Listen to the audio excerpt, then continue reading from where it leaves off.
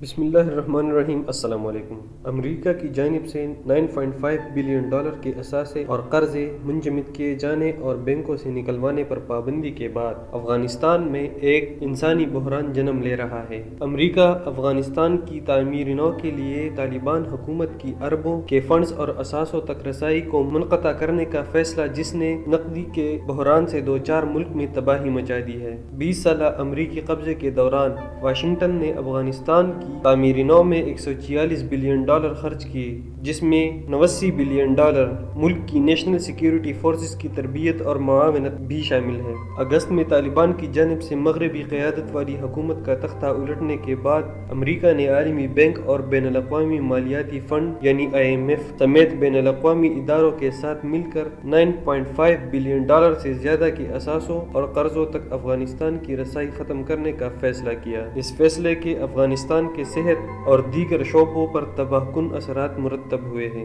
عالمی بینک کے مطابق تقریباً 14 ملین افراد، 3 میں سے 1 افغان شہری، گزشتہ ماہ کے آخر تک امدادی کٹوتیوں کی وجہ سے فاقہ کشی کے دہانے پر تھے۔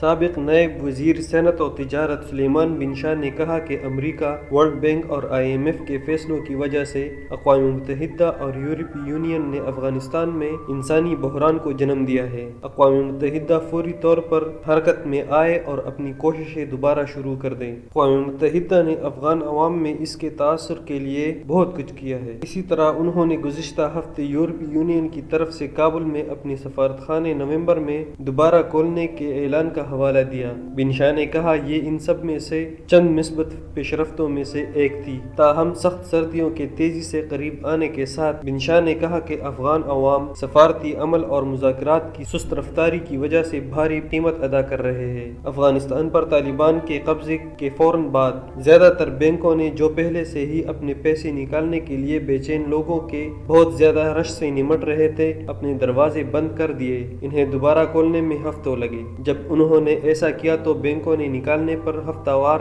$200 کی حد رکھ دی، جس کی وجہ سے مردوں اور عورتوں کی لمبی قطاریں گھنٹوں باہر انتظار کرنے لگے، اگر دن نہیں تو زیادہ سے زیادہ رقم نکالنے کے لیے۔ بن شاہ کو خدشہ ہے کہ نقدی پر چلنے والی معیشت میں افغانستان کی اقتصادی ترقی متاثر ہو سکتی ہے۔ انہوں نے کہا کہ کوئی بھی اس بارے میں جامع نظریہ پیش نہیں کر رہا ہے کہ افغانستان کا معاشی مستقبل کیسا ہوگا۔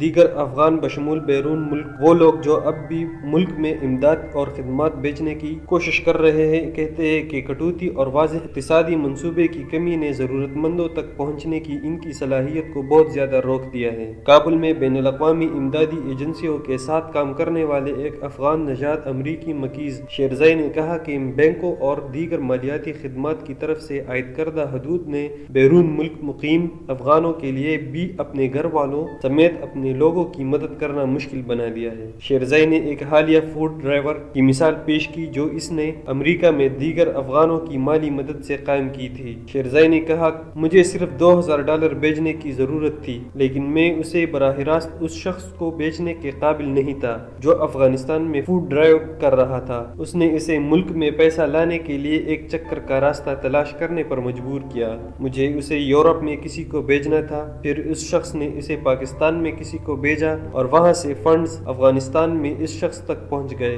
ماضی میں شیرزائی اور دیگر افغان بیرون ملک بس ویسٹرن یونین یا منی گرام کے ذریعے رقم بھیجتے تھے، لیکن دونوں خدمات نے ملک میں منتقلی پر ایک ہی $200 کی حد رکھی ہے۔ امریکی ریاست کیلیفورنیا میں رہنے والے کچھ افغانوں نے بتایا کہ افغانستان میں دوستوں اور رشتہ داروں کو رقم بھیجنے کی کوشش کرتے ہوئے انہیں ویسٹرن یونین سے دور کر دیا گیا۔ انہوں نے بتایا، ہم افغانستان میں رقم منتقل نہیں کر سکتے کیونکہ بینکوں نے ہمیں بتایا کہ ان کے پاس دینے کے لیے پیسے نہیں ہیں۔ بن شاہ نے اس جائزے سے اتفاق کرتے ہوئے کہا کہ افغانستان کے لوگ بے مثال غیر یقینی صورتحال سے نمٹ رہے ہیں اور خوفزدہ ہے کہ اگر موجودہ مالیاتی نظام اگرچہ خامی ہے بھی گر گیا تو ان پر کیا گزرے گی۔ یہ وہ نظام ہے جو اب ہمارے پاس ہے اور اگر اسے گرا دیا جائے تو ہم نہیں جانتے کہ اس کی جگہ کیا آئے گا یا یہ اس سے بھی بدتر ہوگا۔ اس خوف کی وجہ سے بن شاہ کا کہنا ہے کہ بین الاقوامی برادری کو نظام کے ساتھ مل کر کام کرنے کا کوئی طریقہ تلاش کرنا چاہیے تاکہ اس بات کو یقینی بنایا جا سکے کہ افغان عوام ایسی حکومت کی قیمت ادا نہ کرے جو چند ظاہری حمایت یافتہ ہوں۔